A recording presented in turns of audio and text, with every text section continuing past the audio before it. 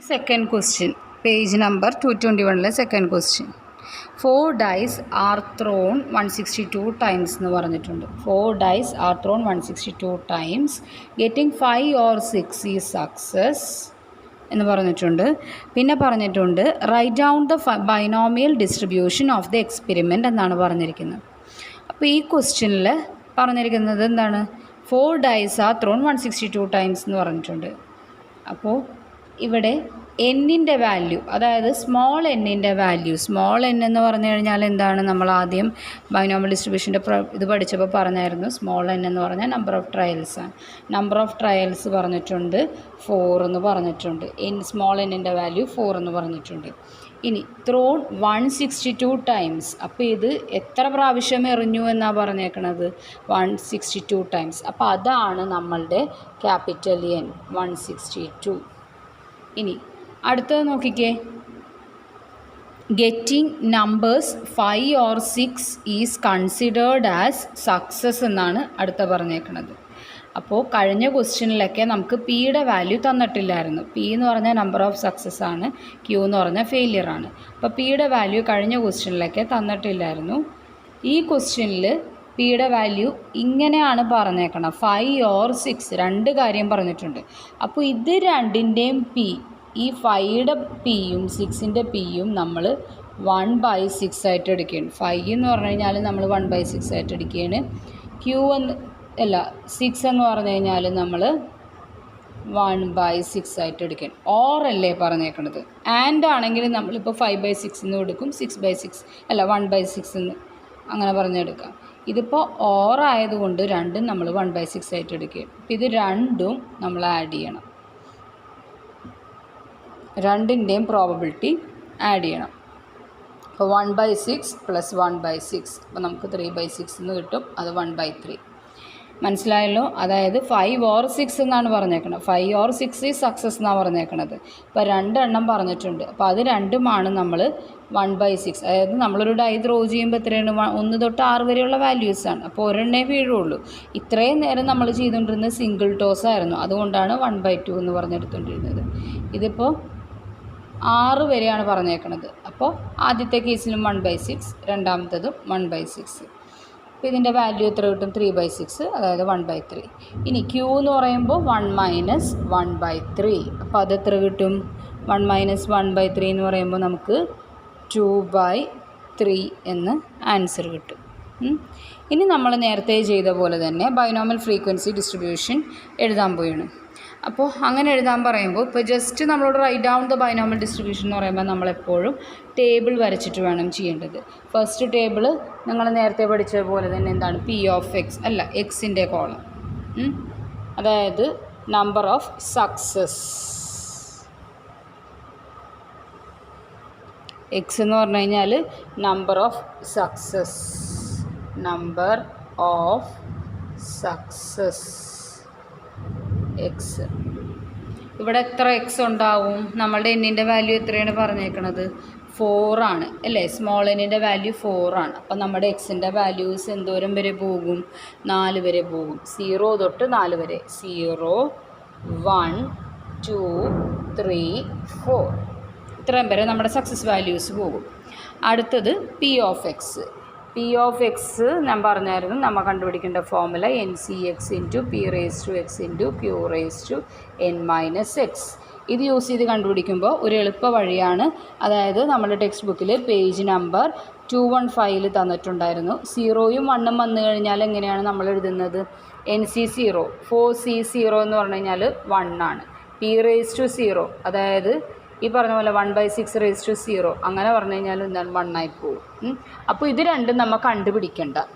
പകരം എന്ത് ചെയ്താൽ മതി? ക്യൂടെ മാത്രം കണ്ടുപിടിച്ചാൽ മതി. അത് ടെക്സ്റ്റ് ബുക്കിൽ പേജ് നമ്പർ 215 ആ ഫോമിൽ തന്നിട്ടുണ്ട്. 0, 1 വന്നു കഴിഞ്ഞാലും പിന്നെ ലാസ്റ്റത്തെ 4C4 എന്ന് വന്നു കഴിഞ്ഞാലും അതിൻ്റെ വാല്യൂ എന്താണ്? 1 ആണ്.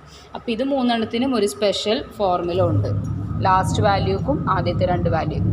ബാക്കിയെല്ലാം നമ്മൾ ഈ NC(x), P⁻x, Q⁻n−x formula use ചെയ്ത് തന്നെ ചെയ്യണം. അപ്പോൾ ആദ്യത്തെ കേസിൽ എക്സ് 0 ആകുമ്പോൾ നമ്മൾ യൂസ് ചെയ്യേണ്ട ഫോർമുലയാണ് Q⁻n = എന്തെന്ന് പറഞ്ഞു ചെയ്യും? 1/, ക്യൂയുടെ വാല്യൂ 2/3 ആണ് അല്ലേ, നമ്മളിവിടെ കണ്ടുപിടിച്ചായിരുന്നു. ക്യൂയുടെ വാല്യൂ 2/3 ആണ്. അപ്പോൾ 2/3 ഹോൾ റേസ് ടു n. എന്നിൻ്റെ വാല്യൂ എത്രയായിരുന്നു? 4 ഈക്വൽ ടു മൾട്ടിപ്ലൈ ചെയ്ത് വരുമ്പോൾ നമുക്ക് എത്ര കിട്ടും? 16/81 എന്ന് കിട്ടും.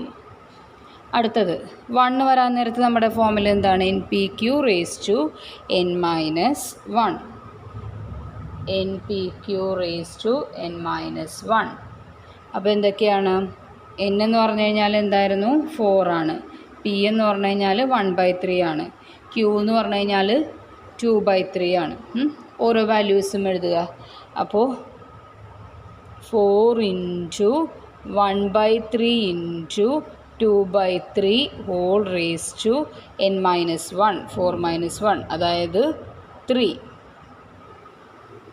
ഇവിടെ നമുക്ക് കാൽക്കുലേറ്റ് ചെയ്ത് കഴിയുമ്പോൾ നമുക്ക് ടെക്സ്റ്റിൽ ആൻസർ പറഞ്ഞിരിക്കുന്നത് 32/81 കിട്ടും. അതായത് 2 2s are 4, 4 2s are 8, 8 2s are 16. 16 × 4 ചെയ്ത് കഴിയുമ്പോൾ നമുക്ക് 32 കിട്ടും.